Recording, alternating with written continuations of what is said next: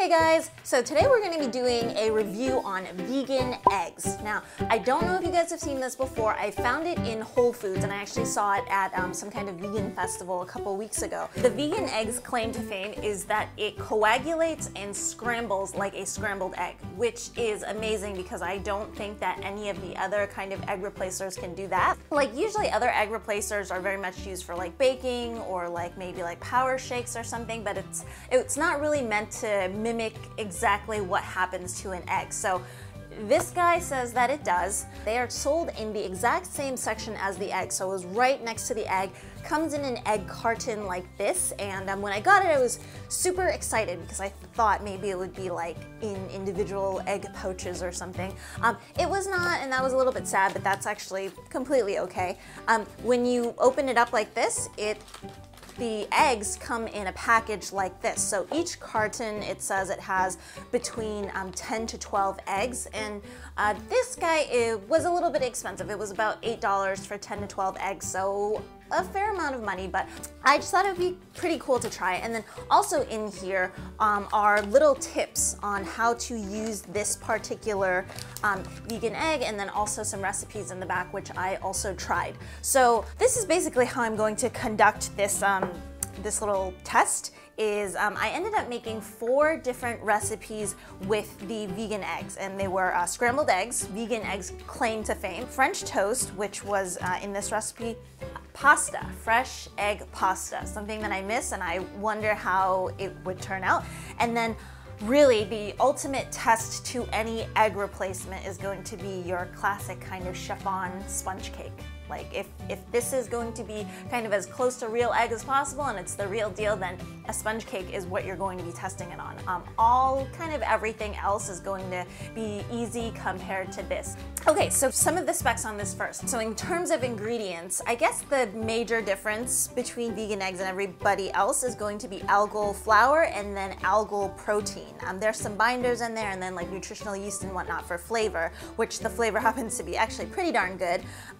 But this algal flour on their website, okay, so they get their algae from the Netherlands, and basically this algae contains a lot of the natural lipids, carbs, micronutrients, and contains all of the essential amino acids, and then also is a good source of fiber. So this is, you know, if this works, it's going to be better than, or better and healthier than the actual, you know, original egg.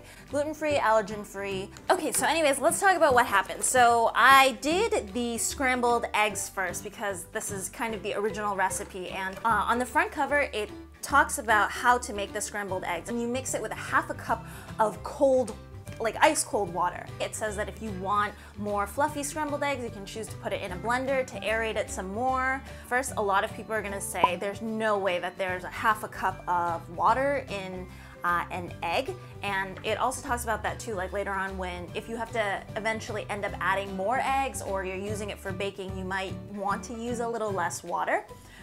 Also interestingly is that it has to be ice cold. I think it works even if it's just remotely cold, but I think what it is like with the algal protein and some of the other ingredients in there, that cold water really helps it like firm up and coagulate, so it becomes a thicker mixture from the get-go, which is actually really important for baking, especially like when you have to whip egg whites or when you have to whip egg yolks. The recipe actually says that you should cook it for 6 to 8 minutes until fully cooked. So here's the thing, when you put it into the pan, you know, medium high, normally it's a pretty hot pan, a little bit of oil, it almost coagulates like right away into scrambled eggs, and I think within like a minute or a minute and a half it had kind of that like silky, kind of like slightly runny scrambled egg look already, and I thought there's no way that it would last like 6 to 8 minutes. I'm definitely going to be overcooking it. But I wanted to keep it on a little bit longer just because, you know, that's what the instructions said.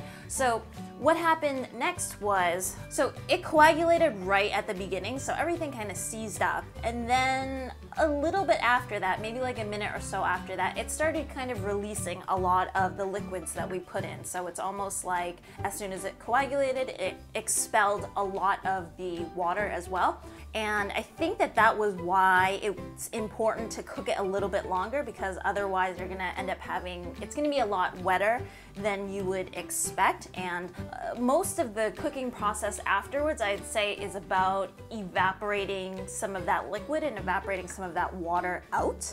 So I took it out at 5 minutes, and there were some pieces towards the edge that were drier that I think were cooked more towards the edge of the pan. So, and then the parts in the middle were kind of a little bit wetter and probably could have been cooked a little bit longer, I guess. And I forgot to say, as soon as you start mixing water with the powder, there is, the egg smell starts coming out. You know, like that slightly like sulfury egg smell? Like vegan egg smells like real eggs. So in terms of taste, a little bit of taste is gonna be smell as well. And I thought in terms of taste, everything was spot on. Everything tasted as it should.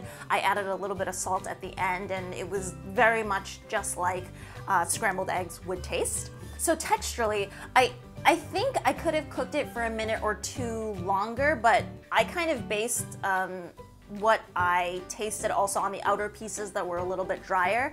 So even those pieces, I thought it tasted a little bit slimier than normal eggs. If you've ever had like meat fat or just kind of more like a gelatinous fat, it has that texture to it. Like I would definitely say, like, if you didn't tell me that these were vegan eggs, like, I think it's definitely passable, and the drier it is, the more it kind of seems like a drier type of scrambled eggs. So in its kind of original form, which is where you can be the most critical of vegan eggs, because when you mix it with other things that you actually can't really tell, like later on when we talk about French toast.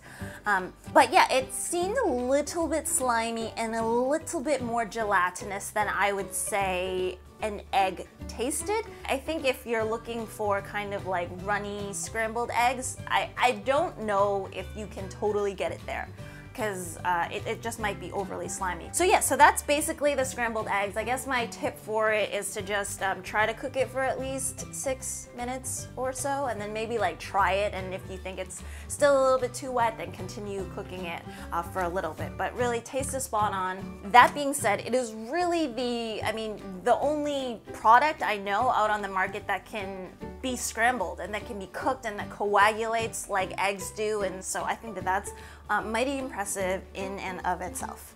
Okay, so number 2 is the French toast. So they have the French toast recipe on in the box, in the little recipe thing that they gave you. So I prepared it just completely according to instruction. I had a piece of white bread, dipped that in and left it there for about 5 minutes just so that everything can soak up, and then, you know, some oil in the pan, and then fried it. It came out amazing. Like, if you didn't tell me that it wasn't eggs, I wouldn't have known that it wasn't eggs. I've had French toast at vegan restaurants where I feel like the French toast ends up tasting a little bit gummy, and I think that that's because the egg replacing mixture that they put it in has like a lot of like tapioca starch or like cornstarch, and it kind of really makes the bread very gummy. With this, it was spot on. I would not have known any different. So A+ for the French toast. So number 3 was pasta, and I doubt that many people are going to try out vegan eggs for pasta, so I thought it would be a cool recipe for that. So egg pasta tastes more rich. It has kind of that like slight bounce and that bite to it. So I just ended up using an egg pasta recipe. It's very basic. I think it was like eggs, a little bit of olive oil, water, and then flour, and then I prepared it normally. The dough mixed up just like normal. I adjusted the water amounts by a little bit. I put it through a pasta machine as well. So everything like that rolled up well, it cut up well, and then when I cooked it, I just cooked it accordingly. And then this is what it ends up being, and it was very much like pasta, and I'd say the color is a little bit lighter than most egg pastas, but in terms of taste, I would say that it's definitely not as rich as normal egg pastas. If you've ever tried the no yolks pasta, where they're trying to make the pasta just a little bit lighter, it kind of tastes a little bit like that. Even like maybe a little bit firmer, but like packaged ramen, but just like ever so slightly firmer than that. I would say that in terms of the bite is not there. I would say that normal egg pasta has kind of like a more dense bite to it, but this has kind of a lighter feel to it. This, although it coagulates and does things like an egg, it's still light. Like, there's not a ton of fat in this. And if you guys want more information, I'm going to be actually doing a blog post accompanying all of this, just to be more detailed about kind of each of the things that I've tested, but also, you know, a little bit more information on the vegan eggs, which, by the way, you can get on Amazon. So I'm going to put that link down below as well. So number 4 was the sponge cake. So the reason I didn't try it on other kind of bakery items, so like we're talking about like muffins, we're talking about brownies, for sure that's going to work. Like anything that's dense like that you don't need it to be like nice and light and fluffy, and where the egg is more as a binding agent, like you can basically just use any egg replacer. You can use a flax egg for it, you can use some cornstarch and some water. So none of those recipes are going to be difficult. So the money item here is going to be, you know, kind of like your chiffon, your angel food cake, sponge cake type mixture. Like that's kind of the ultimate test in terms of like to see whether a replacement egg can do what a real egg does. So basically what I did with the sponge cake is I had the vegan eggs sort of be my egg yolk part of it, and I had aquafaba be my egg white, because I just knew from beating this initially for the recipe that it was not going to fluff up like an angel food cake or a sponge cake would if I just used this. So I lessened some of the water amount for this, and when I beat this with a mixer, I was very surprised because it got nice and light and thick, which is exactly what I would want when I am beating egg yolks. Like this is really the first product where it's not just like a batter. It was aerated. I think some of the algae and the algal protein definitely like seized up and coagulated, and it was a very nice mixture for a cake. Like you could definitely beat more air into it. So my issue with these types of chiffon sponge cakes is aquafaba alone, along with, you know, some kind of other coagulants, as soon as it hits the oven, everything deflates down. Like that's happened a million times. I've tried to work on, you know, a bunch of different recipes like that, and it always happens. So my hope was that the vegan eggs would be kind of a good enough coagulant where maybe when it does hit the oven as well, that it keeps the aquafaba and the air in the aquafaba up. But it did not. Everything ended up deflating, and really the sponge cake really should have risen up some more, or at least like kind of held its form. One of the things is that VeganEggs does not have baking powder or baking soda in it. So I think in terms of, as I'm playing around with recipes, definitely if you're baking and you're looking for a bigger rise, you need to be putting that in there. Like this coagulates really well, but it does not puff up really well. So it should be pretty simple, like an addition of baking powder or baking soda should do it. But the really cool thing was when I tried the actual cake itself, the texture was very much similar to a chiffon sponge cake. I'm not talking about like Victoria sponge cake or your average kind of yellow cake mixes. I'm talking about like angel food cake mix, like actually very airy cakes. So I was very much impressed by that. So I definitely think like if I play around with it a little bit more, I definitely think that I can get it to the place where we're looking at a very good looking sponge cake. So I'm still working on that right now, but I was very happy that texturally it was pretty good. It was just that it was a thinner piece of sponge cake. And then that being said, you know, if you just put some cream on it and roll it up, it's still going to be, you know, pretty gorgeous and pretty good tasting as well. So here are my final thoughts on the vegan egg. I think it is about $8 for 10 to 12 eggs, so it's somewhat pricier, but you want to save this particular vegan egg for special recipes, like don't use it on brownies, don't use it on muffins where you can use other things. Like use it for things that you really need it to be like more eggy and to taste eggy, and for things to coagulate and really thicken up. So use it kind of like that. Even though the scrambled eggs were, you know, a little bit slimier, a little bit more gelatinous than a normal egg, it is still one of the, probably like the only product I know on the market that can scramble, like that can cook like a scrambled egg and coagulates like an egg. And I think that is really, really amazing. If you're, you know, a fan of eggs and you don't really want to be eating like, you know, your tofu scramble or whatnot, I think that this is going to be a really, you know, a really good alternative to that. Short of that, I think it tastes and smells very much like an egg.